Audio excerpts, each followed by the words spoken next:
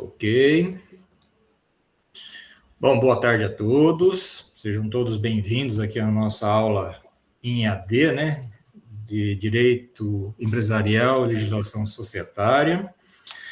Vamos dar início, então, na aula que seria para a próxima segunda-feira, em virtude de algumas situações particulares que eu tenho enfrentado no doutorado, então eu estou adiantando justamente essa aula para vocês não terem, né, vamos dizer assim, uma perda, né, de carga horária referente à nossa disciplina, ok?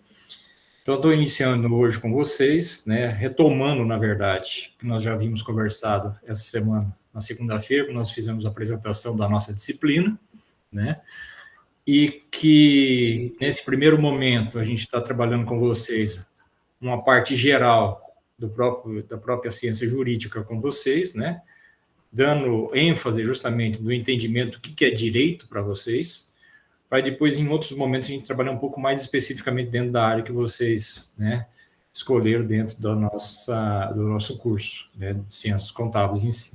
Ok? Então, nesse primeiro momento, eu sempre gosto de fazer uma pequena recapitulação daquilo que nós já havíamos discutido anteriormente, para que a gente possa dar justamente andamento aos assuntos que a gente quer abordar com vocês, dando seguimento justamente das nossas aulas aqui. Tudo bem? Então, eu gosto justamente de fazer a pequena recapitulação daquilo que já havíamos discutido anteriormente. E aqueles que tiverem dúvidas também e quiserem questionar, podem me interromper a qualquer momento, tudo bem? Sem qualquer problema. Como eu já havia falado anteriormente, alguns que estavam aqui presentes na nossa gravação, eu falei que a nossa aula vai ser expositiva, e logo depois eu vou colocar também em pauta aqui alguns exercícios para você desenvolver, para ser entregue a posterior para mim também. Tudo bem? Então, essa é a nossa dinâmica da nossa aula de hoje. Espero que a gente tenha um bom proveito referente a isso, que a gente possa, né, ilustrar um pouquinho mais dessa ciência dentro de um campo, né, que pode ser aproveitado na área de vocês e que possamos fazer um bom trabalho hoje também. Tudo bem? Vamos ver se eu consigo compartilhar já uma tela para a gente já poder explanar aquilo que nós já havíamos conversado com vocês. Deixa eu ver se eu consigo aqui. Caso eu não consiga ver vocês, mas a tela, não sei se vocês vão ver também. Só um pouquinho. Vamos ver se eu consigo compartilhar aqui. Vocês estão vendo ou não? Como é que está aí? Sim. Já conseguimos ver, já. Tá tranquilo aí? Uhum. Beleza. Em divisão público-privado. Isso. Só que eu já comecei um pouco à frente aqui. Deixa eu já passar no início aqui da tela, que aqui, na verdade, é no final já, praticamente. Isso, a arquitetura da convivência, isso, né? Correto. Então tá. Beleza. Então, pessoal, como nós havíamos conversado com vocês anteriormente, referente à nossa disciplina, o direito, na verdade, como eu já tinha dito para vocês, ele é fruto das ações humanas, ok? Então, ele veio para justamente tentar o quê? Apaziguar, né, os conflitos existentes entre pessoas, de modo geral, né, dentro de uma convivência, uma sociedade como um todo. Então, qual que é o desafio do direito, né? O que ele tende a viabilizar para tentar justamente ter uma condição que consiga justamente dar uma conotação a todo e qualquer indivíduo, de modo geral? Primeiramente, né? Qual que é a sua finalidade, né? O que ela traz? Transformar aquela desordem em uma ordem. Ou seja, criar uma situação que a gente consiga conviver um com o outro de uma forma bastante o quê? Pacífica, né? Que a gente consiga trazer justamente, viabilizar ações que inibam, né, qualquer situação de conflito nas relações entre as pessoas de modo geral. Eu trouxe aqui algumas conceituações, né, que retratam justamente o que poderia ser essa condição prevista dessa coexistência pacífica que tem que existir entre nós nesse sentido. Primeiramente, tá? Através de uma fala, né, de um doutrinador chamado Paulo Nader, que é um brasileiro, né, doutrinador aqui da nossa nação em si, dizendo o seguinte: o direito está em função da vida social, ou seja, favorecer o amplo relacionamento, uma das bases do progresso da própria sociedade em si. Tá? Então, essa é um dos pilares que trata justamente essa questão dessa situação de relações de uma certa harmoniosidade que deve existir entre as pessoas, de modo geral.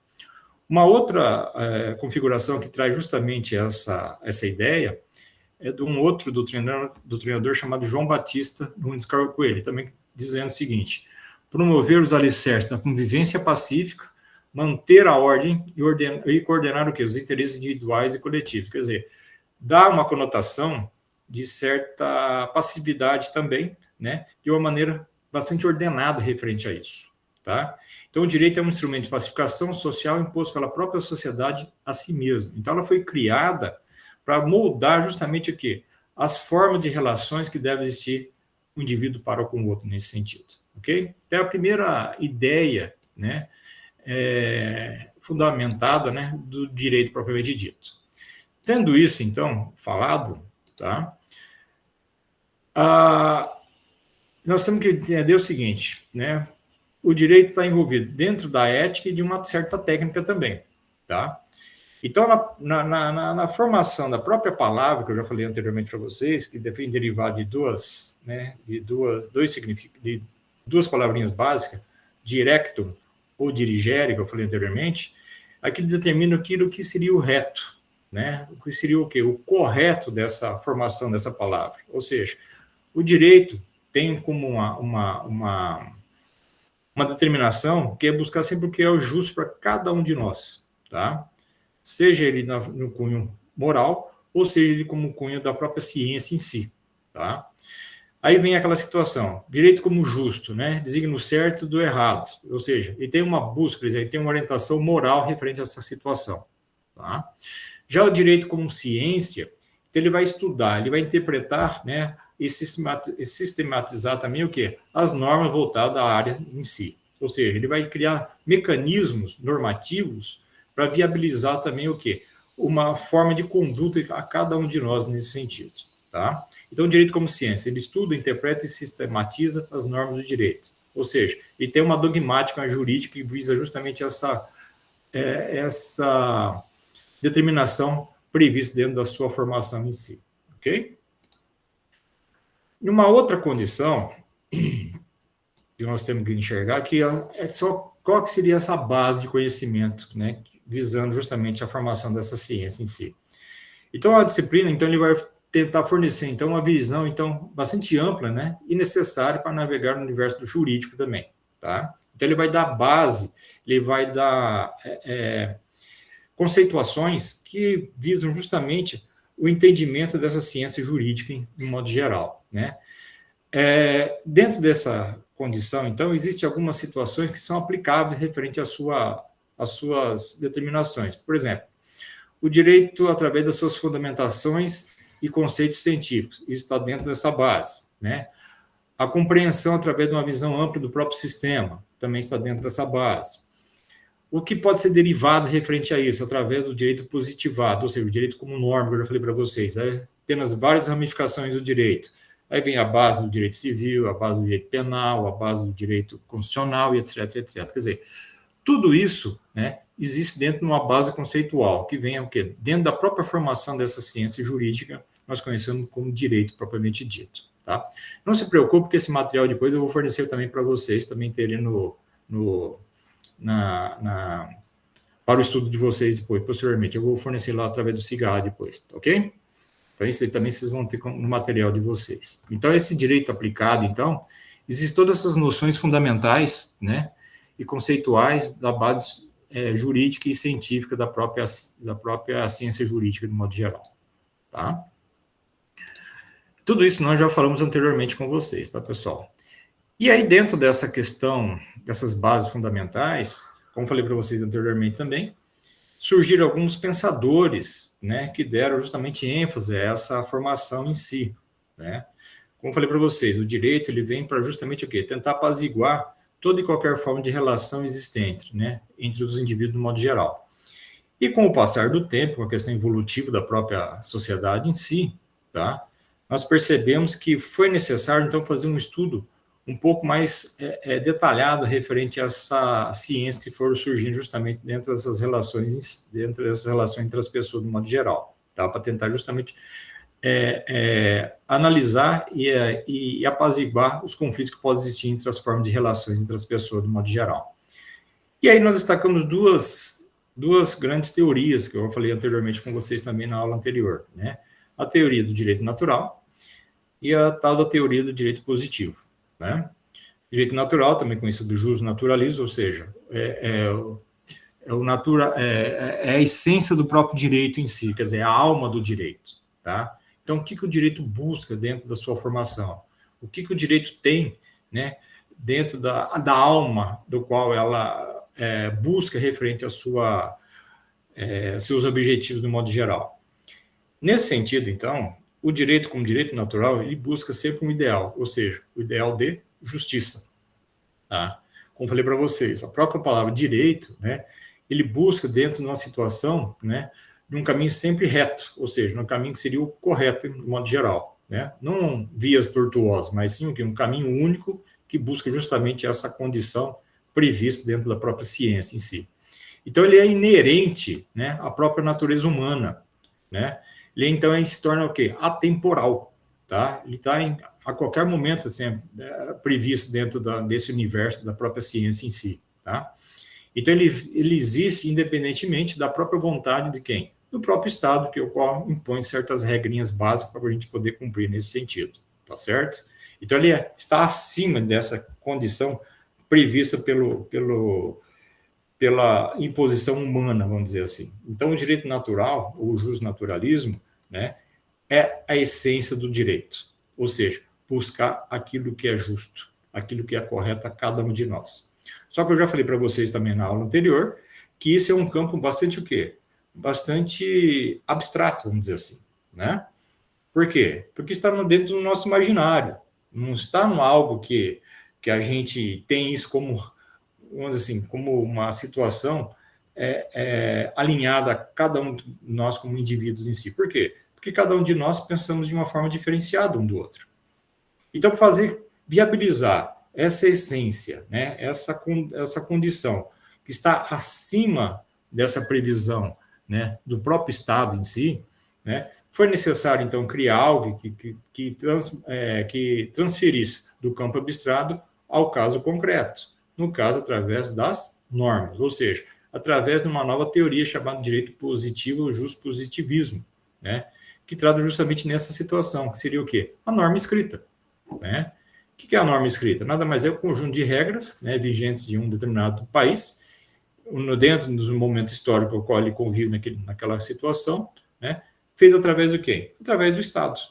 Então, o Estado impõe determinadas normas de conduta a cada um de nós, né, através dessas normas, dessas regras que foram criadas para que a sociedade consiga justamente o quê? Conviver um com o outro dentro de um conjunto, né, de pessoas de forma coletiva, de modo geral. Só que nós vimos o seguinte, né, será que realmente essas normas tendem a se tornar justas? Bom, como nós falamos na aula anterior também, né, é necessário, então, dentro do próprio direito positivo, criar mecanismos para que possamos justamente o quê? Adequar o mais próximo possível desse ideal de justiça que nós falamos que é dado pelo direito natural, quer dizer, dentro da própria alma do direito em si, na sua busca. Tá? Dentro dessa condição, então, foi criado, né, ou nós determinamos, né, a formação do direito objetivo e o direito subjetivo. Não é isso? Ou seja, o direito objetivo, também conhecido como norma agendi. O que significa isso? É agir de acordo com a lei, é agir de acordo com a norma. Ou seja, ela impõe, né, uma forma de ação que todos nós devemos cumprir.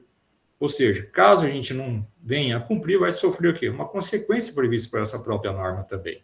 Então, ela impõe essas determinações feitas pelo próprio Estado, né, feitas pelo próprio indivíduo em si, para que todos nós consigamos conviver numa certa ordem, vamos dizer assim, né, dentro de uma sociedade de modo geral. Só que, como eu falei anteriormente para vocês também, que esse direito objetivo, né, de agir de acordo com a lei, ela é fria, ela não vai analisar sentimentos.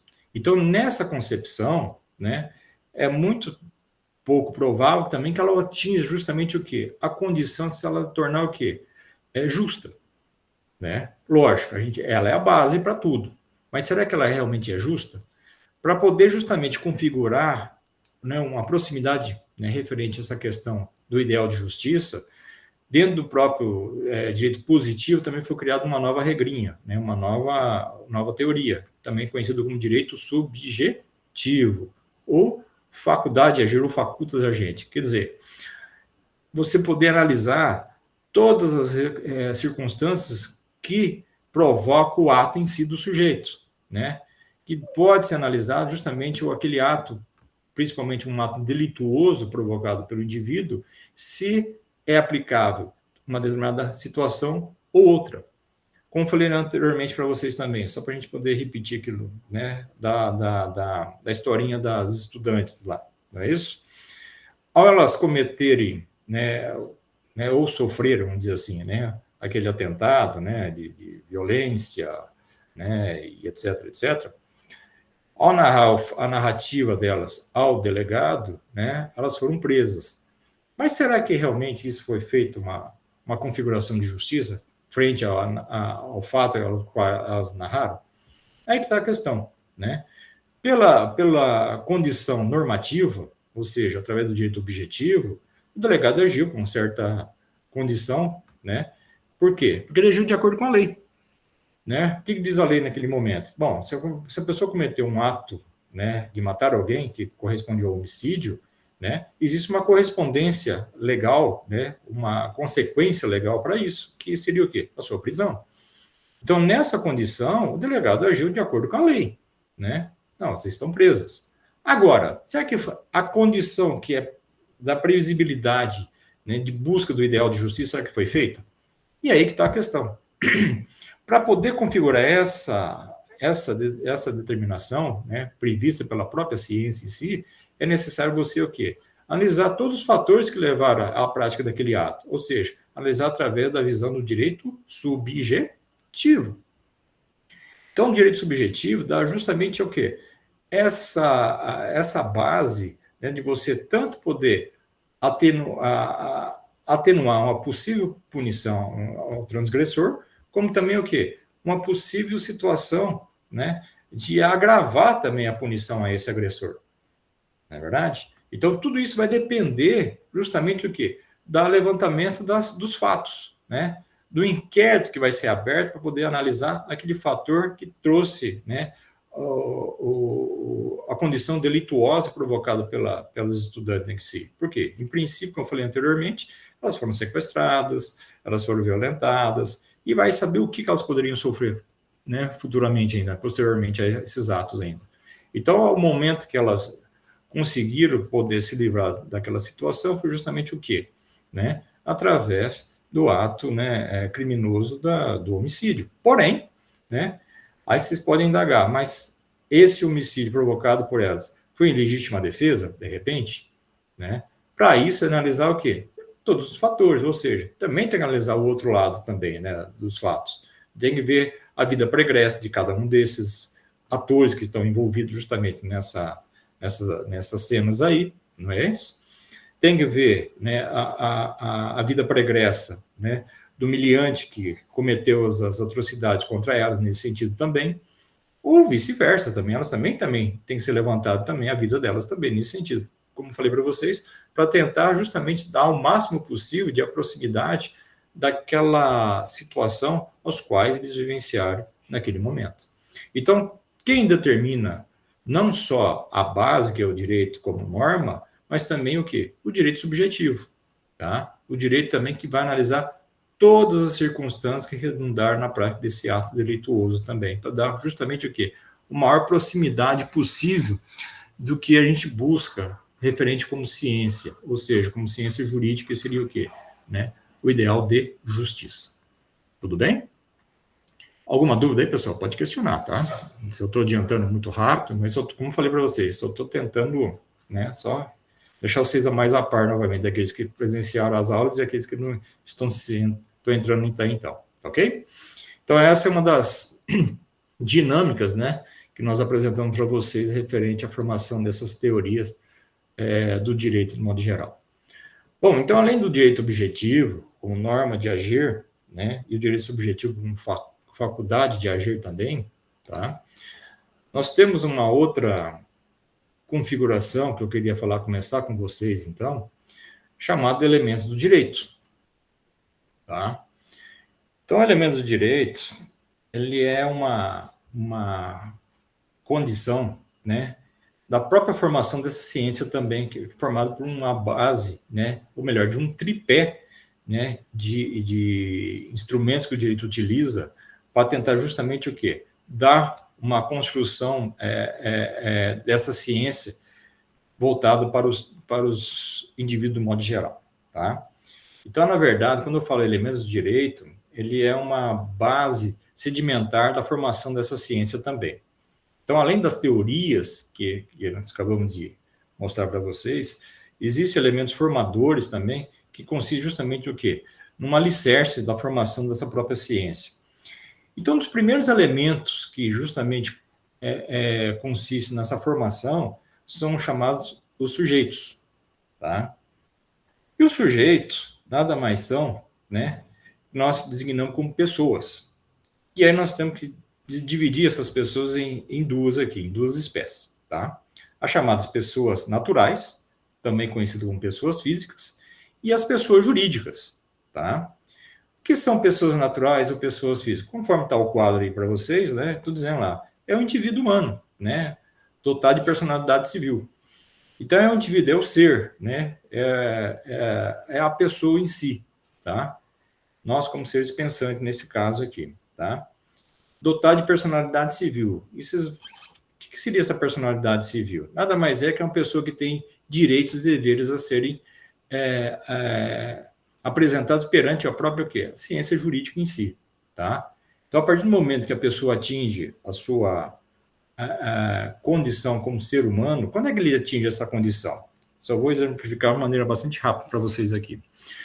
Existe dentro do Código Civil, tá? A partir de um dos primeiros artigos lá do Código Civil, através do artigo 2º, diz o seguinte: a personalidade civil da pessoa começa do seu nascimento com vida, tá? Então, a partir do momento que você nasceu, tá? Você adquiriu personalidade. O que significa isso? Você se tornou uma pessoa que tem direitos e deveres na ordem civil. Por exemplo, uma pessoa que ao nascer, ele já tem dentro da sua linhagem, né, hereditária, vamos dizer assim, tá, alguns direitos e deveres que podem vir já o quê? Inseridos a essa pessoa. Mas que seriam esses direitos e deveres? Por exemplo, a questão é da herança, certo? Então, a partir do momento que a pessoa vem a nascer com vida, por que eu estou falando com vida? Porque um natimorto, por exemplo, não tem personalidade, tá? Aí que está a questão. O direito, ele trabalha muito com detalhes, tá? Só para você ilustrar o que eu quero dizer para vocês, tá? Então, um natimorto, que é uma pessoa que vem a nascer morta, né? Quer dizer, não teve vida, tá?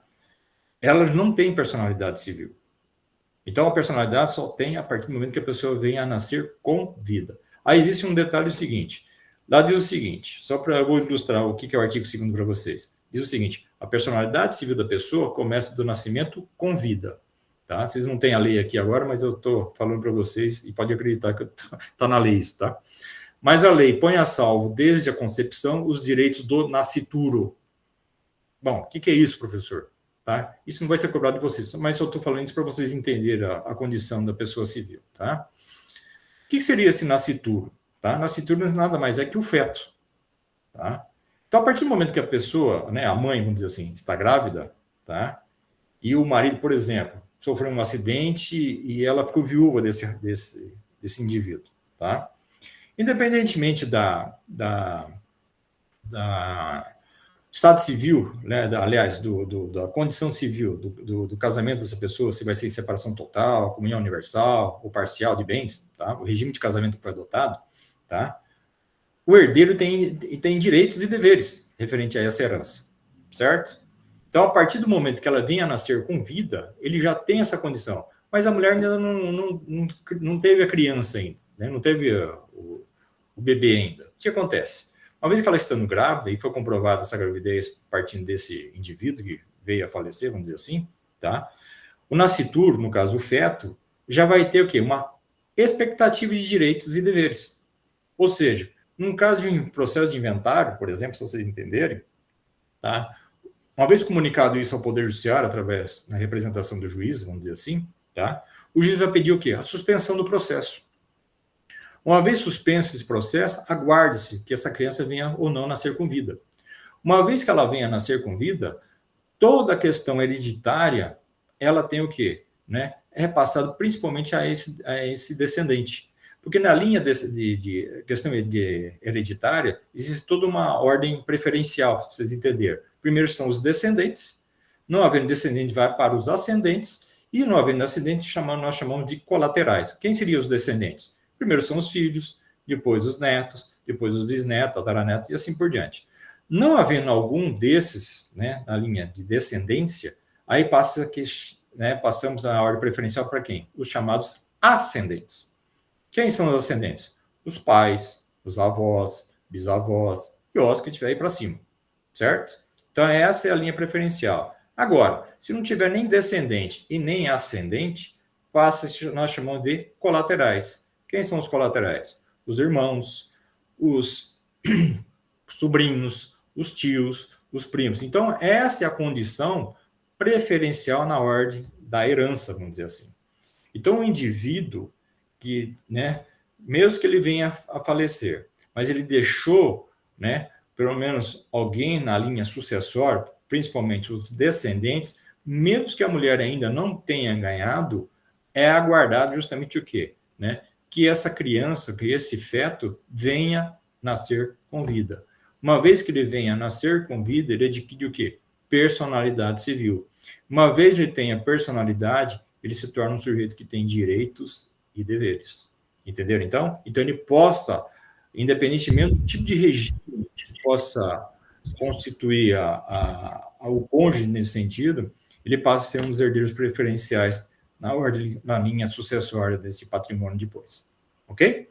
Então, eu só fiz esse adendo para vocês entenderem o que seria essa personalidade civil previsto dentro das pessoas naturais em si. Tá? Isso está previsto no artigo 2º do próprio Código Civil. Ok? Alguma dúvida aí? Tranquilo? Joia. Então, além das pessoas naturais, nós temos também as chamadas pessoas jurídicas, né? Que não vão trabalhar um pouquinho mais aprofundado com vocês mais à frente depois, tá? Que são as entidades criadas pela própria lei. Quer comentar alguma coisa, Eva? Você abriu o microfone, não sei se queria alguma coisa. É que eu não estou enxergando também se alguém quer manifestar, tá, gente? Depois, se qualquer coisa, vocês me falam.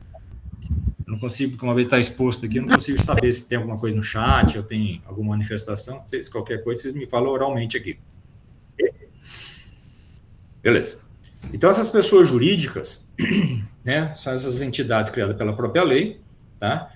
Através da sua representatividade, através de uma pessoa, né, natural, então alguém que vai manifestar em nome dessa pessoa jurídica em si, né, esses direitos ou mesmo essas obrigações, né? Ela tem como princípio também, dentro da sua formação como pessoa jurídica, né,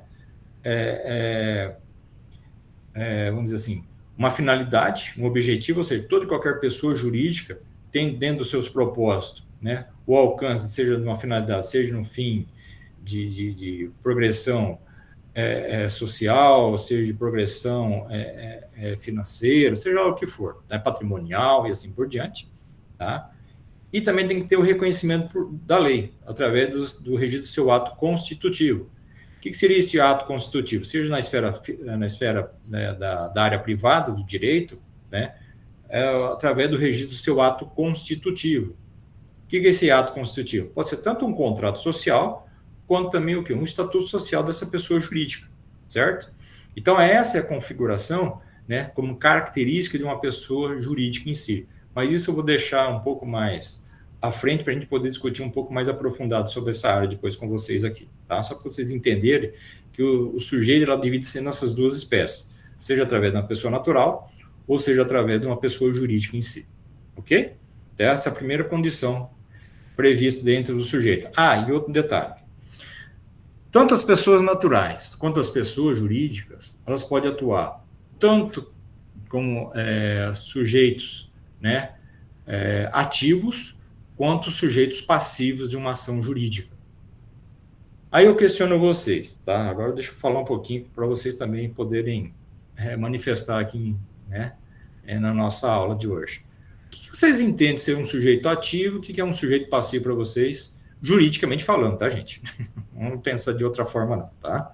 O que é um sujeito ativo? O que é um sujeito passivo para vocês? Quem que pode dar uma ideia aí? O ativo é aquele que participa mais. Acredito eu. O passivo é o que mais recebe. Vamos lá, por ordem. O Ziel primeiro, depois o Els, vai. Acredito eu que é aquela pessoa que tem direitos, né, que é o ativo. A mesma coisa de direitos, ela vai ter os deveres, né? Ativamente, por exemplo, se ela tiver com algum processo, é ela que vai impor, né, o processo. Acredito que seja assim. E o passivo é aquele que recebe a formação daquele processo do ativo. Mas eu acredito que seja mais ou menos isso. E você, Elvis? Eu basicamente acho a mesma situação, professor, nas palavras assim do Osiel, que é justamente o ativo é a pessoa que dá entrada no processo e o passivo é aquele que está sendo chamado a responder a respeito daquele processo que está sendo mencionado pelo ativo. É mais ou menos essa situação que vocês estão colocando. Vocês estão perfeitos nessa ideia de vocês. Então, vamos falar de uma maneira mais técnica referente a isso, tá? O sujeito ativo é aquele que promove a ação. Ou seja, aquele que promove o ato jurídico em si, ok? Já o sujeito passivo, aquele que vai sofrer essa ação, ou seja, vai sofrer esse ato jurídico. Só para exemplificar o que eu quero dizer para vocês. Se eu tenho uma ação de execução de título extrajudicial, né, uma ação de cobrança, de modo geral, tá? Seria o termo técnico, seria ação de execução de título extrajudicial, tá? Nessa ação, eu tenho dois polos.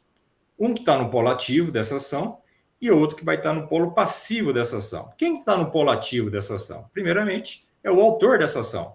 Ou seja, nós chamamos de exequente, certo? Então, é aquele indivíduo que está executando a ação em si, tá? Está no polo ativo, ele que está promovendo essa ação, o chamado exequente. Já o sujeito passivo, aquele que está sofrendo esse ato jurídico, né, essa ação em si, é o que nós chamamos de executado. Nada mais é que o devedor. Então, aqueles indivíduos que estão atuando de uma forma ativa é aqueles que estão promovendo esse ato jurídico em si. Já aqueles que estão sofrendo esse ato é que estão, né, no polo passivo dessa ação, desse ato jurídico em si. Então, nós temos o autor da ação e o devedor da ação, o exequente e o executado. Então, tanto as pessoas naturais quanto as pessoas jurídicas podem atuar tanto no polo ativo quanto no polo passivo desses atos jurídicos em si, ou seja, da ação. Tudo bem, então? Então, essa é a determinação, né, que a gente tem referente ao polo ativo e o polo passivo desses atos jurídicos em si. Alguma dúvida aí? Maravilha? Qualquer coisa vocês questionam, tá, pessoal? A gente tenta mostrar de outra forma. Então, essa é a primeira condição dos elementos em si, que são os sujeitos, tanto as pessoas naturais quanto as pessoas jurídicas. Pessoas naturais são os indivíduos, né? As pessoas físicas em si, né? Somos nós aqui, seres humanos, ok? Já a pessoa jurídica são as entidades criadas pela própria lei, né? Dentro de uma formação, né, normativa, que também tem direitos e deveres a serem respeitados, que também tem sua própria personalidade civil também, quer dizer, se torna também um sujeito que também tem direitos e deveres a serem respondidos pelos seus atos. Ok? Tranquilos? Podemos seguir? Maravilha. Então, além desse primeiro elemento da formação desse tripé que eu falei para vocês, além das pessoas, nós temos um segundo elemento que consiste através de quem? Através dos objetos, certo? Então, o objeto também faz parte dessa formação, né, dos elementos do direito, que também consiste na base da condição da ciência jurídica em si, tá? Mas o que são esses objetos? O que ele consiste? Quais são as características em si, tá? Os objetos nada mais são que são os bens onde o indivíduo impõe suas condições, ou seja, impõe um certo domínio sobre esses bens, tá? Então ele tem uma certa condição valorativa, né, de domínio que vai impor sobre determinados objetos, ou seja, através desses bens, da representatividade desses bens. E como vocês podem ver também no quadro, existem também duas espécies de bens nesse caso. chamados bens corpóreos, né? Também conhecido como bens materiais, e os bens incorpóreos, também conhecido como bens imateriais, ok? O que são os bens corpóreos ou materiais? São aqueles bens que nós chamamos de bens tangíveis, ou seja, palpáveis, ou seja, aqueles bens que apresentam o quê? Materialidade, certo? Então, são aqueles bens que a gente são visíveis, né? São palpáveis, referente à sua materialidade, ou seja, à sua matéria. Aí é um carro, uma casa, né? Uma cadeira, e assim por diante, tá? Então, tudo isso são bens de forma corpórea, ou seja, apresenta materialidade na sua existência física. Diferentes, nós chamamos de bens incorpóreos ou mesmo imateriais, ou seja, são também conhecidos como bens intangíveis ou impalpáveis. O que significa isso? Mesmo que não apresentam matéria, mas eles apresentam o quê? Valores. No caso, nós chamamos de valores o quê? Jurídicos, ok? Então, esses bens incorpóreos e imateriais, o indivíduo também impõe certo domínio também sobre eles, tá? Só que em vez de eles serem físicos, ou seja, apresentar essa materialidade, eles apresentam o quê? Aspectos o quê? No caso, através de valores, no caso, um valor jurídico. Aí vem uma marca, uma patente, um registro, né? Um símbolo, o nome do indivíduo, né? A imagem desse indivíduo, tudo isso são o quê? Bens de forma incorpórea. Por exemplo, se o indivíduo sofrer algum dano referente ao seu nome, à sua imagem, tá? Ele pode reivindicar justamente o quê? Uma forma indenizatória referente a isso. É isso? Seja através dos danos materiais ou danos morais referente a isso. Por quê? Se alguém se sentiu lesado ou prejudicado referente por ter denegrido o seu nome, a sua imagem, né? A pessoa pode ser ressarcida do dano que ele sofreu referente a isso, dependendo da extensão desse dano. Nesse caso, ele pode solicitar justamente o quê? Né? Uma indenização, seja através da forma de danos materiais ou danos morais. Então, tudo isso também é o quê? O indivíduo determina justamente o quê? Um valor a seu nome, a sua imagem. Perceberam, então? Mesmo que ela não seja de forma concreta, quer dizer, de existência de forma tangível, mas ele tem um valor, no caso, um valor jurídico que tem que ser respeitado. Entenderam, então? Então, isso faz parte justamente o quê? Dos chamados bens incorpóreos, tá? Onde o indivíduo impõe determinado valor a essa condição também desse instrumento jurídico dentro dos objetos em si. Então, nós vimos também que os bens, né, através dos objetos, representados através dos bens corpóreos e bens incorpóreos, tem determinados o quê? Valores referentes às suas determinações na esfera jurídica, tá? Que tem que ser respeitado, tem que ser justamente valorizado nesse sentido também, tá? E ninguém pode chegar e criar mecanismos que ultrapassem justamente o quê? A violação desses apreços voltados a esses bens também. Ok, pessoal?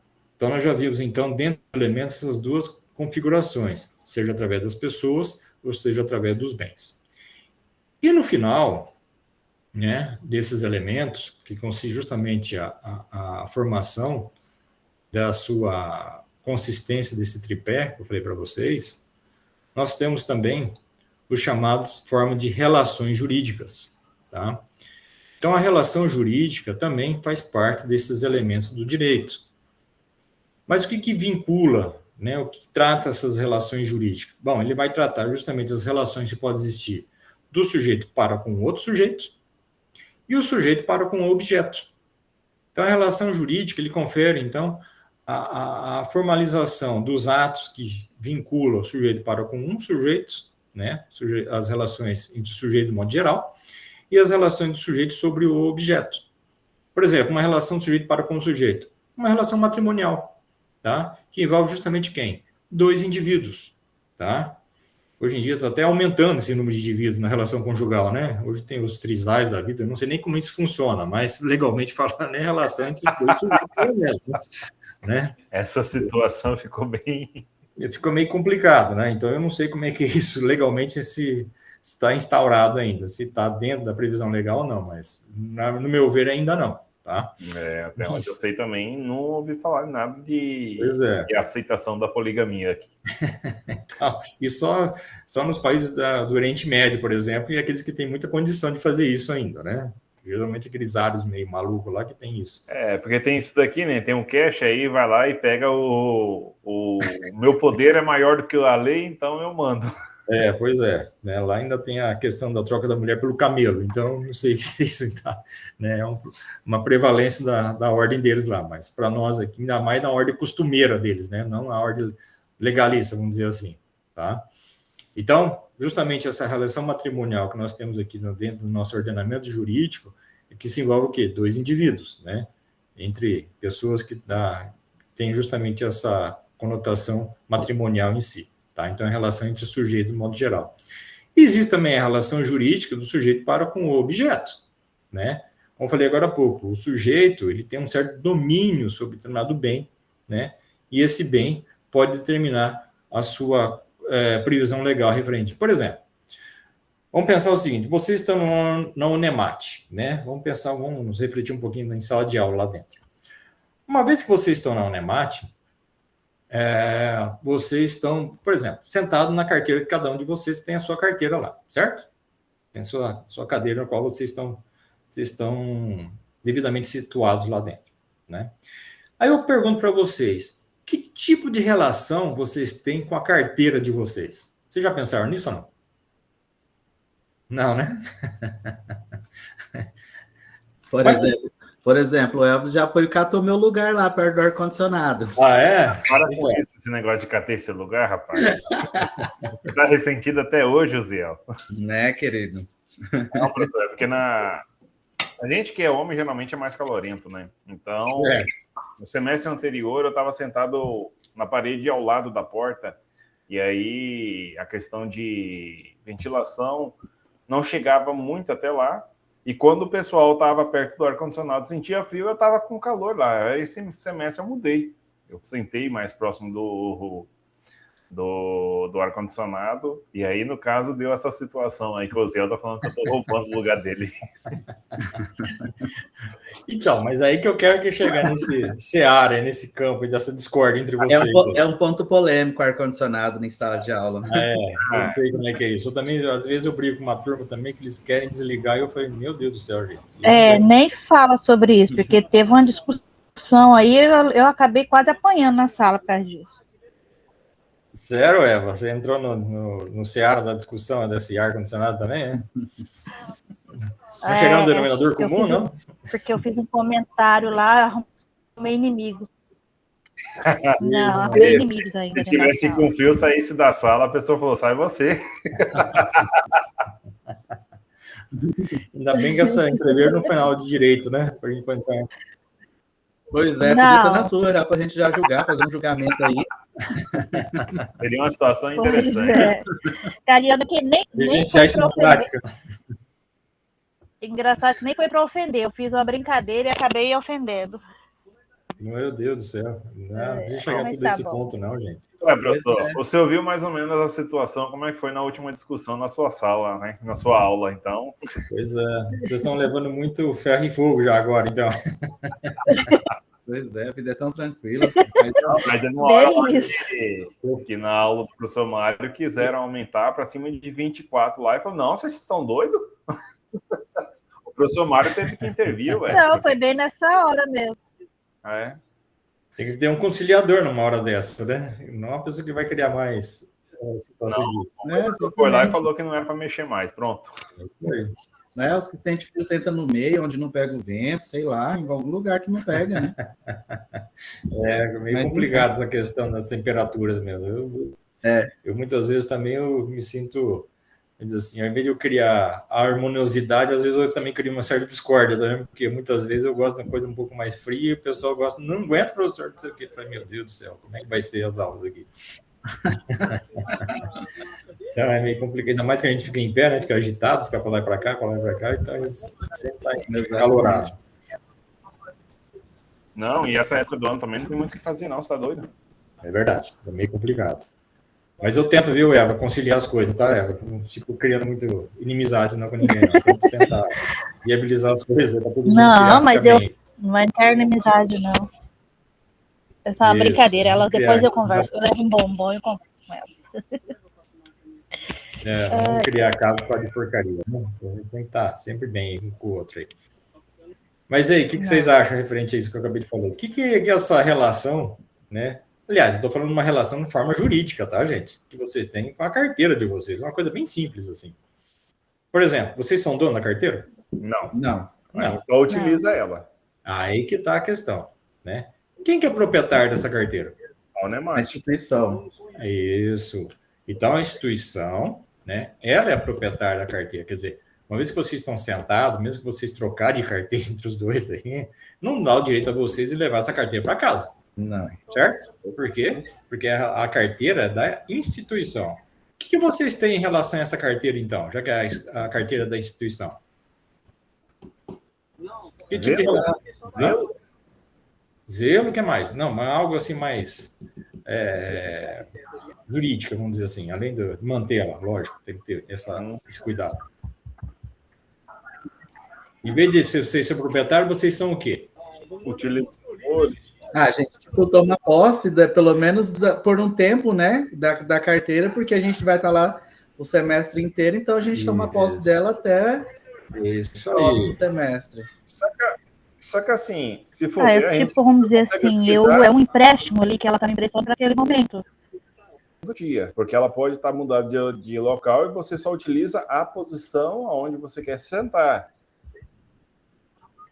Então, assim, durante aquele momento da aula, você está responsável por ela. Você tem o dever de manter ela em condições perfeitas para o próximo uso também. Isso. Então, na verdade, você vê que a coisa... É uma pergunta bem simples que eu coloquei aqui, mas tanta coisa que pode ser envolvida por trás disso, né? Como eu falei, vocês não são proprietários. Quem são proprietários? Quem é? É a própria instituição, certo? Então, a instituição, ela que tem o direito de propriedade, né? Que ela fez a aquisição em si. Mas o que determina vocês usufruir dessa carteira? Então, vocês têm agora uma nova configuração jurídica chamada usufruto. Não é verdade? Por que vocês têm usufruto? Porque vocês preencheram alguns quesitos legais previstos para o próprio uso dessa carteira através da normativa da instituição para poder sentar nessas carteiras. Né? Seja através de que forma? Né? Oi? Seria a matrícula, professor? Então, uma dessas seria o quê? O registro de vocês na instituição. Né? Mas para vocês fazer o registro na instituição, de vocês estar nessa carteira, você já vai passar por alguns procedimentos legais para isso também. Não é anteriormente a esse registro também. Professor, mas deixa eu te perguntar sobre essa questão de usufruto. Que muita gente fala que usufruto, por exemplo, se você está determinado... Por exemplo, o cara lá, ele cuida de um terreno há sei lá quantos anos desse terreno. Então, é como se ele fosse o usufruto daquele negócio. Então, ele vai ter o direito daquele negócio do terreno? Está sendo contratual. Você pode fazer o usufruto? Sim, você pode fazer um contrato de usufruto. Eu devo ter um documentário referente a isso, certo? Se você não tem ninguém que legitima essa propriedade, de repente você está naquele local, né, em determinado período de tempo, aí já passou para uma outra configuração jurídica, por exemplo, uso capião. Então vai depender muito da configuração jurídica que está sendo formalizada do uso daquela propriedade. Entendeu? No caso nosso da Unemate, não, existe um proprietário.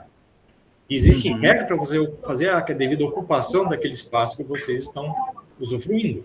Não é verdade? Certo. Quer dizer, vocês preencheram todo um requisito anterior, legalmente formalizado pela própria instituição, para poder adentrar e utilizar daquela carteira. Então, essa é uma forma de relação jurídica existente do indivíduo para com o objeto. Né? Então, toda relação vai ter justamente o quê? Ué, você pode dar Eva, tira o som. Faz favor. Isso, obrigado. Porque vai ter toda uma configuração, né, legalizada para a utilização daquele espaço que lá se encontra. No caso de vocês, é o usufruto. Né, porque já foi pré-estabelecido anteriormente através das condições, né, previstas dentro da própria legislação da instituição para aquela condição de vocês usufruir daquele espaço que lá se encontra. Tá? Entendi. Então, toda e qualquer relação jurídica pode ter uma relação do sujeito para com o sujeito e a relação do sujeito para com o indivíduo. Por exemplo, numa relação de compra e venda, né? Você vai ter relação entre dois indivíduos, o comprador e o vendedor. Mas também vai ter uma relação voltada ao objeto, né? Seja através da aquisição, seja de uma casa, de um carro, o próprio contrato em si, né? Da formalização dessa relação jurídica também pode ser considerado como objeto também. Vocês entenderam? Então, tudo isso vai depender do quê? Da forma de relação jurídica que possa envolver o sujeito para com o sujeito e a relação jurídica que envolve o sujeito para com o objeto. Então, vai ter sempre uma designação prevista em lei nesse sentido. Tá claro isso para vocês, então? Então, essa é uma configuração, né, de um tripé formado justamente dentro da própria ciência. Então, que foi formado, né, através desses elementos, são os sujeitos, pode atuar, aliás, o sujeito, tanto a pessoa natural quanto a pessoa jurídica, atuando tanto no polo ativo quanto no polo passivo desses atos jurídicos de modo geral, ok? Temos também a relação, né, do sujeito para com o objeto, né? Nós vimos também que o objeto, né, nada mais são que também pode ser tanto aqueles bens que nós consideramos como bens de existência física, ou seja, os bens corpóreos, também bens materiais, tangíveis ou palpáveis, quanto também os bens, né, incorpóreos, né, ou imateriais, ou intangíveis, ou impalpáveis nesse sentido. Ou seja, mesmo que não apresentam materialidade, eles apresentam o quê? Valores, no caso, um valor jurídico. E envolve, e nesse caso, então, as relações do sujeito para com o sujeito em relação sobre o objeto, nesse caso. Ok, pessoal? Então, essas são algumas previsões, né, dentro dos critérios dos elementos do direito. Tudo bem? Alguém quer tirar alguma dúvida aí, o questionamento, né? Fique à vontade também. Tá? Vocês possam entender de uma forma bastante tranquila aqui comigo, tá, pessoal? Se tá tudo ok, eu vou dar sequência, certo? Beleza? Então, vamos lá.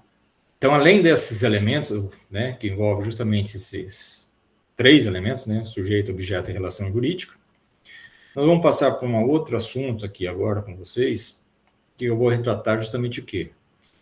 É a divisão dessa ciência, né, jurídica, através, nós chamamos da divisão do direito público e do direito privado. Tá?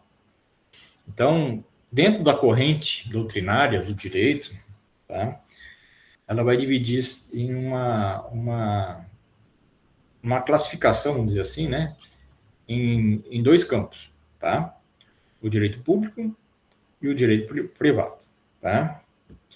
E aí nós vamos falar um pouquinho mais das ciências que envolvem justamente desses dois ramos do direito, tá? Então, a divisão aí, a classificação da ciência jurídica também é classificada como ramos do direito, tá?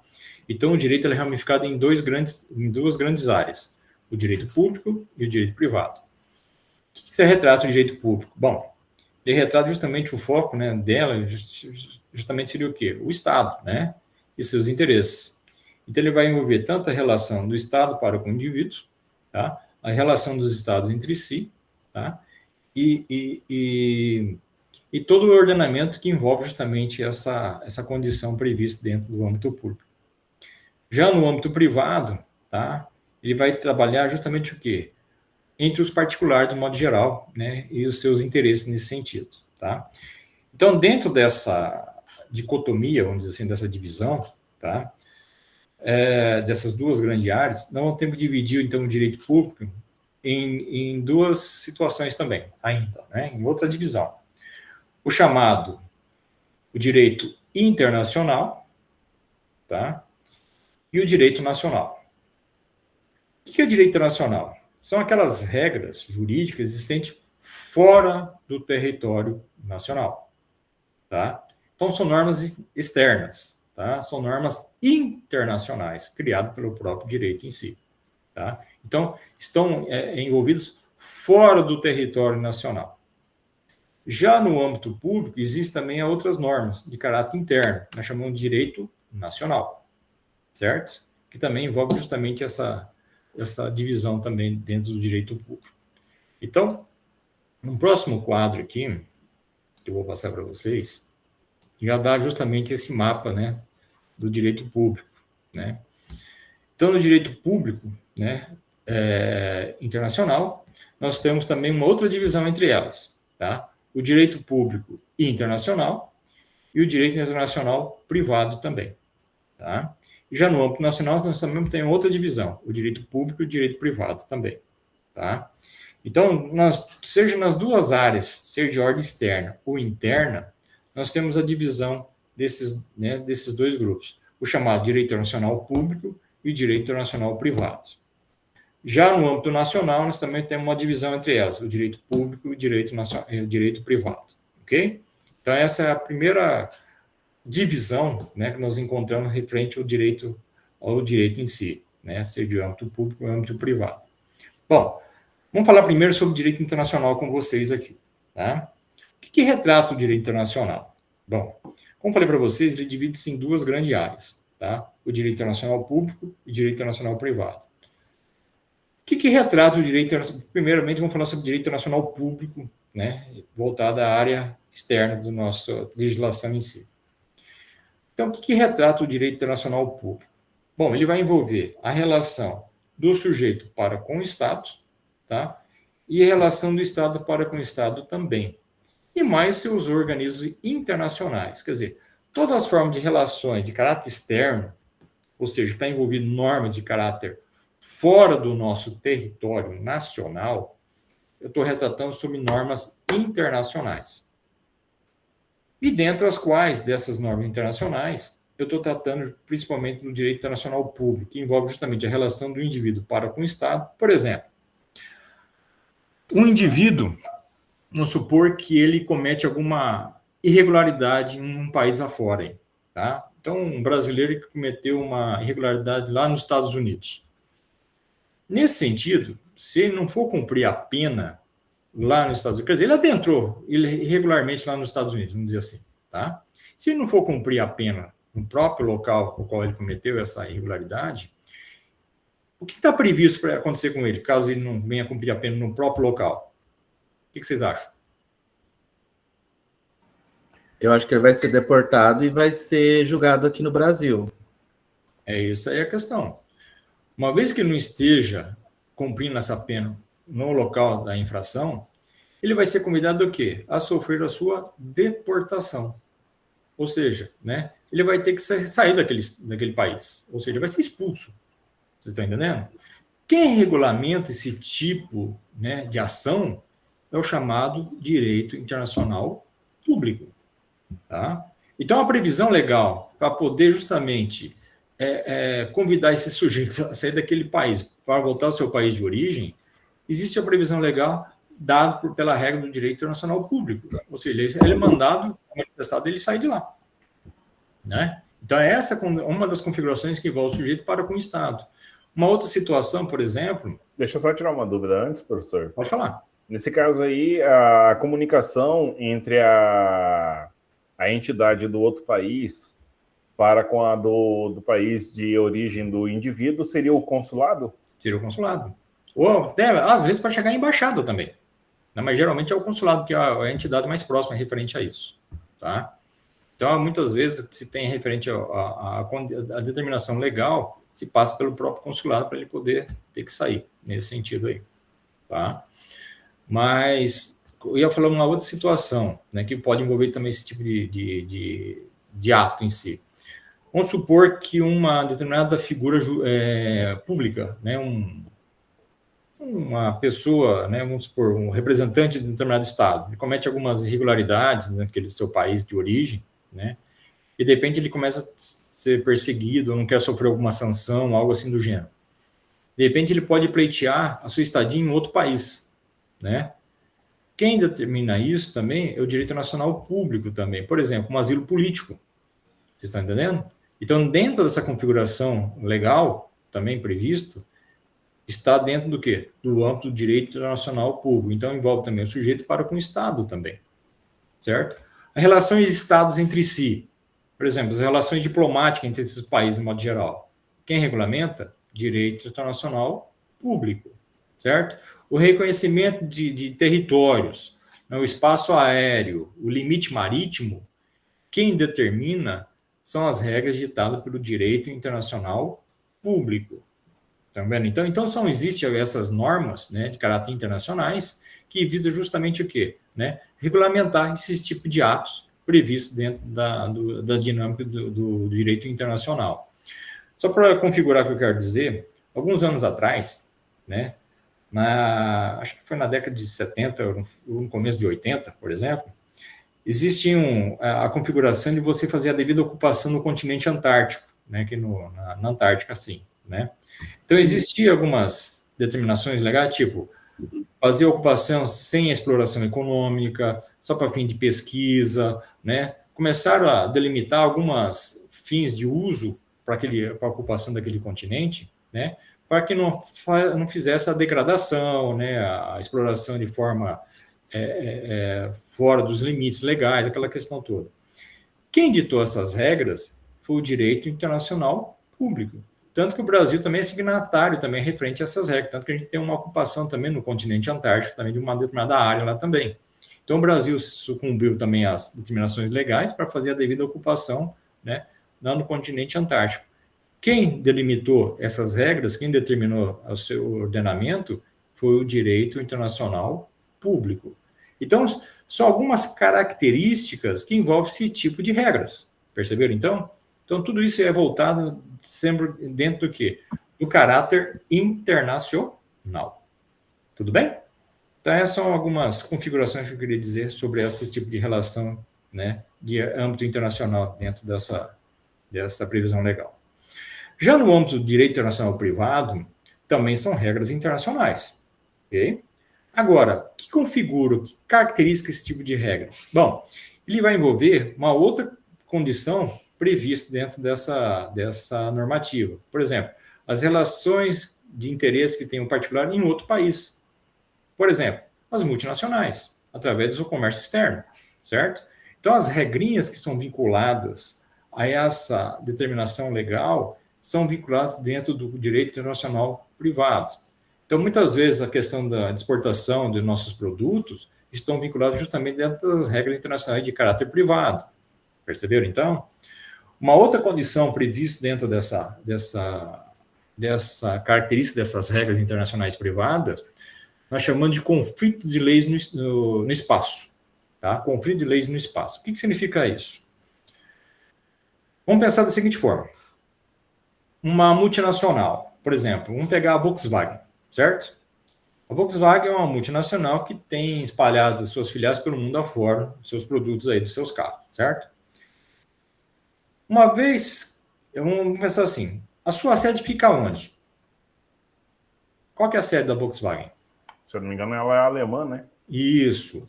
A sua sede, sua matriz fica na Alemanha, ok? Uma vez estando na Alemanha, que lei que ela deve cumprir? A alemã. Isso. Por que ela tem que cumprir a lei alemã? Porque é onde se está a origem da empresa. Ótimo. Ou seja, uma vez dentro do território alemão, a sua legislação se torna o quê? Soberana. Respeita-se. Não é assim? Uma vez que você adentra em qualquer país, você tem que respeitar a lei daquele país, seja em qualquer lugar do mundo. É ou não é?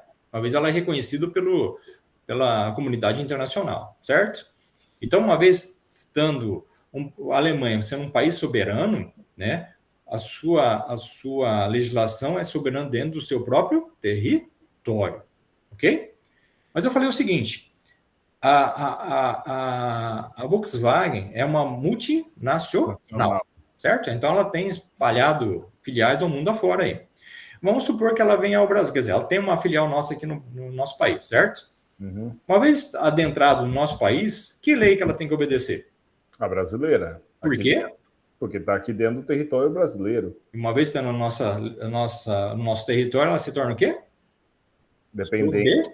Não é isso? Uhum. Ela é reconhecida internacionalmente também, Correto. certo? Então, dentro do nosso território, a nossa legislação se torna soberana, né? Então, todo mundo que vem adentrar no nosso país tem que respeitar as regras do nosso país. Tá? Isso vale em qualquer país reconhecido pelo mundo afora. Então, eu falei para vocês, a Volkswagen é uma multinacional que tem sua sede na matriz, lá na Alemanha, né? e que pode espalhar suas filiais pelo mundo afora, que uma delas pode ser aqui no Brasil também, certo? E em cada país ela tem a sua legislação própria, certo? Quanto a isso, ninguém tem que discutir. Mas vamos supor que, nessa configuração, o que acontece? A Alemanha resolve mandar para o nosso país um dos seus, sei lá, funcionário, diretor, CEO, sei lá o quê, né? Mas que foi contratado na Alemanha, certo? E ele vem aqui para o país. Ao entrar no país, por que ele veio para o nosso país? Porque ele vai trabalhar aqui no nosso território, né? Apesar que foi contratado na Alemanha, porque ele tem o conhecimento técnico, ele tem o conhecimento da tecnologia, sei lá, né? E aí, que lei que ele tem que obedecer? Vamos pegar a lei trabalhista, né? Vamos pensar assim. Será que é a lei alemã ou a lei brasileira? A brasileira. Pois é, em princípio, é a lei brasileira. Por quê? Porque, uma vez estando aqui, ela tem que ser respeitada.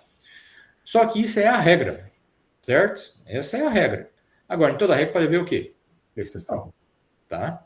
Em que sentido que eu estou falando isso? Bom, algumas situações que pode haver justamente o quê? Algum conflito entre essas normas em si. E nesse conflito, eu estou falando, é um conflito de espaço, quer dizer, em determinado território. Na lei alemã é de uma forma, a lei brasileira é de outra, certo? Agora, analise o seguinte, se for de interesse, né, eu posso falar tanto na pessoa física como na pessoa jurídica, né? Se for de interesse que essa instituição, ou melhor, essa empresa, é necessário que ela se instale aqui no nosso país. Por quê? Porque ela vai trazer tecnologia, vai trazer empregabilidade, vai trazer N situações de benefícios, né, em relação à sua estadia aqui no nosso país, tá? E se for do interesse do governo brasileiro que essa empresa permaneça aqui, é necessário, ou às vezes, havendo justamente esse conflito dessas normativas, dessas legislações em si, e se for do interesse da legislação brasileira nesse caso, pode haver uma intermediação entre essas duas normas, tá? Ou seja, essas normas podem se tornar o quê? Flexíveis, referente às suas imposições. Então, vai haver justamente o quê?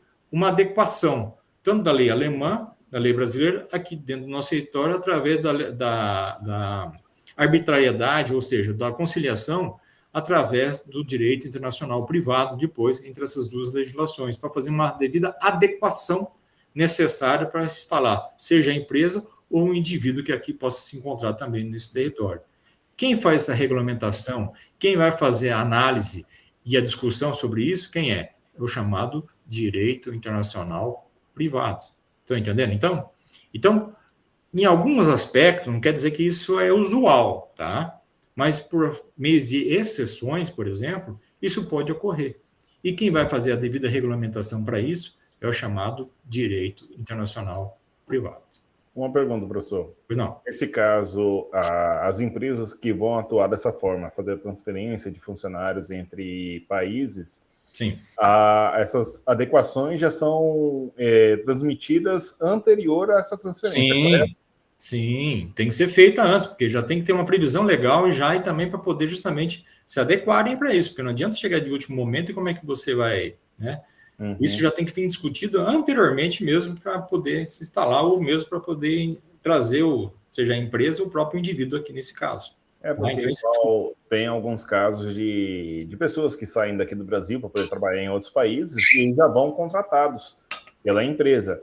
Aí muitas vezes diz que tem essas perguntas, né? Não, mas por que está transferindo um funcionário brasileiro, né, para um país onde tem também a mão de obra, né? Aí tem que ter todas as especificações do motivo, né? Talvez a qualificação técnica, né, referente a tal assunto. Correto, porque você não pode simplesmente chegar no último momento, né, depois de fazer esse levantamento, né? Mesmo porque em determinados países existe toda uma questão cultural, inclusive, diferenciada um do outro também. Uhum. Então, se você já não fizer já uma previsão, né, para que não ocorra nenhuma situação, né, de imprevisibilidade referente a isso, ou, né, até de anulabilidade também, né? Então, você já tem que fazer todo um acompanhamento para que aquilo já se instale de uma forma mais concreta, para que não ocorra nenhuma imprevisão referente a essa desfecho, né, o distrato, seja lá o que for nessa condição, né? Então, tudo isso tem que estar já antecipadamente já previsto para poder justamente não inibir as ações que estão pertinentes a essas duas legislações, ou duas empresas, e assim por diante também. Certo? Outra situação, só para eu poder configurar essa questão do direito internacional privado, é uma disputa judicial que houve também alguns anos atrás entre duas grandes empresas, né, na área da navegação aérea, né, da produção de aeronaves. Uma entre a canadense Bombardier, tá, que ela produz aviões lá para o Canadá, chato, né, essas coisas tudo, né, e a outra brasileira, né, que é a Embraer. O que aconteceu entre essas duas empresas aí? A Embraer, para vocês terem uma ideia, ela entrou com um pedido judicial pela Corte Internacional, né, do Comércio Externo, alegando que a Bombardier estava cometendo concorrência desleal referente à exportação dos seus jatos. Como assim? Existe toda uma regra jurídica, né, na previsibilidade da construção desse jato para fazer o devido comércio, referente ao comércio externo entre eles. O que acontecia que a Bombardier é que ela estava recebendo o quê? Foi comprovado, inclusive, que ela estava recebendo subsídio do governo canadense, né, referente na produção de suas aeronaves. O que aconteceu referente a isso? Uma vez que ela estava recebendo esses subsídios, a produção dessas aeronaves, o custo de produção era menor em relação às outras empresas. Uma vez que o custo de produção era menor, o repasse, né, para o consumidor final também era menor, certo? Isso, dentro da legislação de ordem internacional pelo direito internacional privado, né, isso é proibido.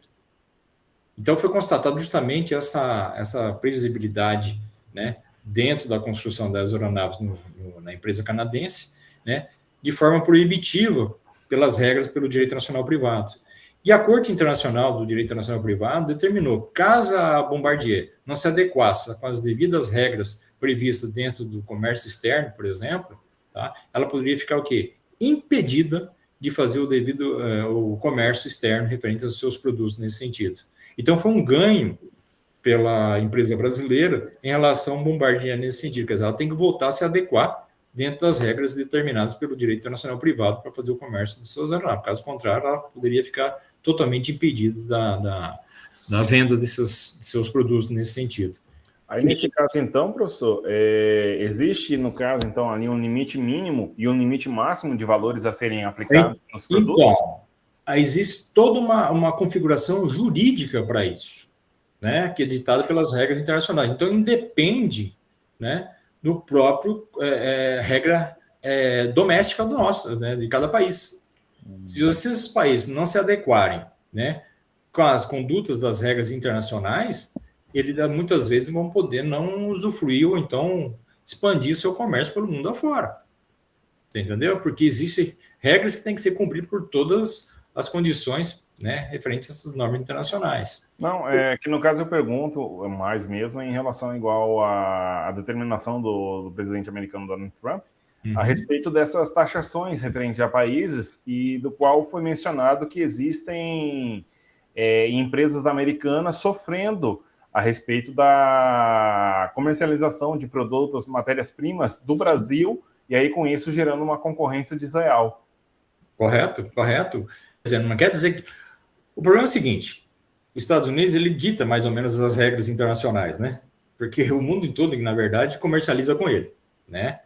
E como está tudo atrelado ao dólar, né? Então ele tem, vamos dizer assim, um poderio econômico muito grande em relação a qualquer outro país no mundo afora, inclusive na China, né? Não quer dizer que a China é um forte concorrente, sem dúvida nenhuma. Mas mesmo assim, ela ainda fica atrás dos Estados Unidos nesse sentido ainda, tá? Agora, muitas vezes pode ocorrer abusos, né?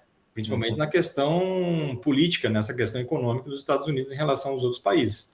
Isso pode ocorrer algumas sanções também, não quer dizer que os Estados Unidos também está acima de qualquer outro indivíduo, né, qualquer outro país nesse sentido também.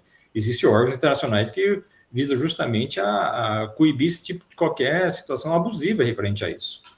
Então, é complicado, né? É difícil a gente mencionar que tudo isso, né, seja uma forma harmônica que a gente tem em relação às formas de comércio de âmbito internacional, né?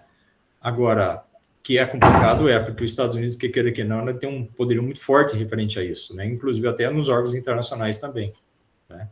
Mas é discutível, realmente é bastante discutível E aí tem que ter o quê? Né? Os outros países têm que ter o poder de barganha para poder justamente inibir esse tipo de conduta que limita as ações dos outros países nesse sentido também. Né? Que eu sei que muitas vezes a gente...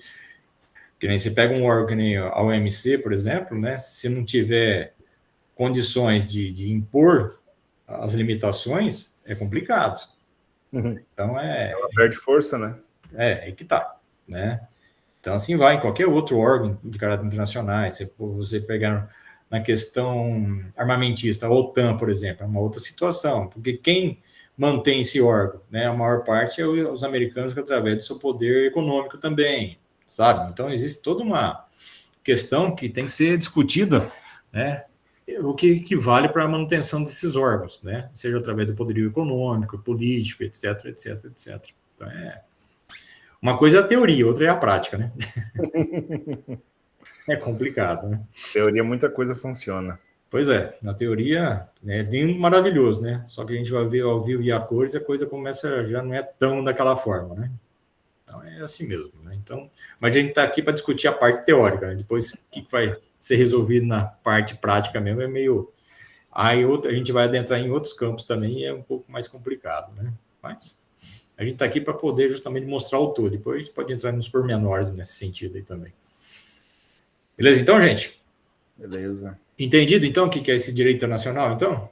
Então, ela tem justamente essa configuração e essa análise para fazer, tá? Já no âmbito nacional, também conhecido como direito nacional, né? Também ele divide-se em dois grupos. O direito nacional público e o direito nacional privado, tá? Aqui eu vou dar só uma pequena ênfase, tá, gente? Pelo andar, já estão um negócio 1h30 aqui com vocês, né? Mas eu vou dar uma pequena ênfase para a gente concluir numa próxima aula depois, tá? O que trata o direito nacional público? Aliás, o que diferencia o direito nacional público do direito nacional privado em si, tá? O que pode diferenciar em referente a uma e a outra é a própria norma, tá? Como assim?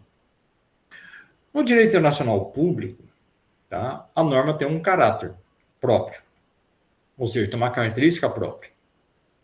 Já no âmbito privado, a norma tem um outro caráter, né? Uma outra característica. Como assim? No direito internacional, no direito nacional público, nós determinamos que a norma tem um caráter o quê? Imperativo, tá? Ou seja, o próprio nome está dizendo, é de império, tá? Ou seja, o que significa uma norma de império imperativo? É uma norma de imposição. Ela impõe sua condição. Tanto que existe um jargão jurídico dizendo o seguinte, deve ser assim seguida. Então, ela não dá margem para discussão, ela impõe sua vontade. Estão percebendo? Então, ela determina, é determinante. A norma deve ser assim seguida, ou seja, uma certa obrigatoriedade referente às suas determinações legais. Diferente no âmbito privado. No âmbito privado, a norma diz o seguinte, pode ser assim seguida, ou seja, ela tem um caráter que nós chamamos de supletiva. Tá? Então, no âmbito público, a norma é imperativa. No âmbito privado, a norma é supletiva. O que é a norma imperativa, que eu falei agora há pouco? Existe uma obrigatoriedade ao seu cumprimento. Deve ser assim seguida. Imposição, de império, entenderam? Então, de obrigatoriedade. Diferente na privada. Na privada existe uma certa faculdade do seu cumprimento. Tanto que eu falei, pode ser assim seguida. Entenderam, então? Então, esse tem um caráter supletivo referente à norma. Eu vou só ilustrar para a gente poder finalizar essa aula de hoje, tá bem? Aí depois já passo o trabalhinho para vocês e assim por diante. Imagina o seguinte, um contrato, tá? Vamos pegar um contrato na esfera privada. Na esfera privada, vamos pegar um contrato de compra e venda que eu acabei de citar anteriormente para vocês aí, tá? O contrato de compra e venda. Então, eu tenho a figura do comprador e a figura do vendedor, certo? Nessas duas composições, tá? O comprador ele vai determinar o que ele achar que é pertinente a ele, né? Vamos dizer assim, a forma que ele deve entregar esse produto, né? Se ele vai cobrar à vista ou a prazo, né? Quer dizer, ele vai determinar o que ele achar mais pertinente, o que é mais viável para ele na entrega do produto que o qual ele está vendendo. Já o comprador, ele vai determinar também a sua composição desse contrato, né? Se ele vai querer, sei lá, que seja entregue em determinado dia, né? O produto específico tal. Quer dizer, ele também vai especificar, né, o que ele achar mais pertinente referente a esse contrato. Tudo bem? No contrato de compra e venda. Então, cada parte, nós chamamos que vai transigir o que é pertinente a cada um deles. Uma vez transigido entre eles, se torna regra, ou seja, se torna lei entre esses indivíduos através desse contrato. Então, esse contrato vai ter algumas características que abrangem justamente o quê? A sua viabilidade. Uma delas nós chamamos da bilateralidade do contrato. Ou seja, as duas partes podem manifestar seu ato de vontade, ou seja, pode transigir o que bem entenderem referente entre esse contrato. Uma vez que entrar num acordo, foi pactuado entre eles, se torna regra entre eles, ou seja, se torna uma lei entre eles que tem que ser respeitado. Ok? Então, as duas partes transigiram, as duas partes manifestaram seu ato de vontade para poder justamente o quê? Realizar, né, o negócio jurídico, realizar o ato contratual, né, o contrato, né, formulado entre essas duas partes, do comprador e vendedor. Então, esse contrato no âmbito privado, o quê? Ele é bilateral. Entendido aí? Joia. Agora, imagine isso no âmbito público. Será que no âmbito público esse contrato também tem a mesma característica da bilateralidade? O que vocês acham? O que vocês acham? Será que as duas partes podem manifestar seu ato de vontade? Dependendo do tipo de serviço, acho que não, professor. Aí que está a questão. Porque muitas vezes, no âmbito público, ele não dá condição para a outra parte manifestar seu ato de vontade. Pegar a mesma questão do contrato. No contrato, por exemplo, de licitação. Não é verdade? Uhum. No contrato de licitação, quem que determina as regras? O órgão. É aí que está. É o Estado. É o poder público. Entenderam, então? No contrato de licitação, quem impõe as condições é o Estado, é o poder público. Ou você, como, né, entidade privada, né, empresa, pessoa jurídica, seja lá o que for, ou você se adequa justamente nas limitações impostas pelo Estado, ou você está fora do certame. É ou não é? Quer dizer, você tem que cumprir aquilo que o Estado impõe. Deve ser assim cumprido. Caso contrário, você está fora. Perceberam? Então, não deu margem para você impor a sua vontade. Não. Ou você se adequa justamente à realidade que o Estado impõe, ou você está fora desse certame. Então, nesse caso, o contrato não é bilateral, e sim o quê? Unilateral, porque somente um dos indivíduos impõe sua condição, que é o Estado. Perceberam? Então, é um órgão maior, né? É a determinação legal, né? Imposta pelo órgão maior, no caso, o Estado, o poder público. A gente que trabalha com contabilidade entende sobre essa questão de esqueci a palavra que você falou aí. Unilateral. Porque assim, o governo, ele cria as regras, cria as leis deles e a gente tem que seguir padronizado. Isso aí. E às vezes ele muda assim de uma hora para outra que a gente fica tudo doido. É isso aí. Sei lá. Esse negócio da reforma tributária está quebrando a gente no meio. É essa a questão. Essa é uma das situações, né, que a gente vai vivenciando aqui na nossa vida aqui, né? Exatamente. Então, é essa a condição, porque o Estado impõe, ou você está dentro, ou você está enrolado. Quer dizer, ou você se adequa com aquela nova realidade que vai ser determinado, ou cai fora. Ou você cai fora. Quer dizer, você vai sofrer as sanções, vai sofrer toda uma outra penalidade que está prevista referente a essas condições também. Exatamente. Perceberam? Então, essas são as dificuldades referentes às imposições criadas pelo próprio Estado, né? Que muitas vezes foge da nossa competência, foge da nossa condição. Quer dizer, N situações que estão envolvidas aí, né? E muitas vezes a gente não dá conta. Não dá mesmo, é bem difícil, viu? É complicado. Porque já é difícil, né, essa questão das leis, né? A gente entender, ter o entendimento da lei, né? E colocar ela em prática, rapaz do céu, mais complicado ainda. E muitas vezes você não tem prazo pertinente para você se adequar. Não tem. Né? Para você mudar totalmente uma estrutura, de repente, da sua própria, né? Seja da sua empresa, da sua, sei lá, né? Da sua própria vida, né? Como pessoa em si. Na verdade, você tem que reformular tudo de novo. Porque a coisa vem assim, vem como, parece que uma avalanche, né? Já vem mudando tudo, né? Uma onda assim que vem, você vai embolado assim no meio dessa onda aí também, né? Um tsunami que vai surgindo aí. Vocês estão percebendo, então? Então, essas são as determinações que é complicado, porque, como falei agora há pouco, o Estado impõe a condição, é imperativo, é de império, né? Então, são situações criadas pelo próprio mecanismo estatal que não dá margem para você discutir. Ou você se cumpre, ou você está fora. Ou vai sofrer as ações que estão pertinentes contra a não cumprimento dessas ações. Já no âmbito privado, não, existe uma certa flexibilidade referente a essa norma. Quer dizer, você ainda consegue manifestar seu ato de vontade, que muitas vezes no aspecto público isso não existe. Entenderam, então? Então, essas são algumas características que envolvem esse tipo de normativos e depois vamos destacar cada uma delas para vocês, como eu já coloquei lá, constitucional, administrativo, penal, e sim vai para cada uma delas aí. Vocês entenderam, então, gente? Então, essa é foi a nossa dinâmica dessa aula, tá? Eu espero que eu já vou encerrar, porque logo em seguida eu vou ter uma outra aula daqui a pouquinho, com outra turma, tá? Mas eu queria deixar vocês aí bem, né, para não deixar vocês fora do contexto, né, seria a próxima aula com a gente, então, né, já que eu não vou poder estar na segunda-feira lá com vocês, mas pelo menos vocês já estão com essa aula um pouco mais adiantada. E logo em seguida, depois eu já passo um exercício para vocês também poderem executá-lo, tá? E a entrega desse exercício depois, tá? Vocês podem mandar para mim, manda por e-mail institucional, tá? Que fica mais fácil para mim depois, tá? Só coloca a identificação da turma para mim, porque muitas vezes, como são várias turmas, eu não sei quem é quem depois ainda, mas eu quero que vocês façam, né? Que vocês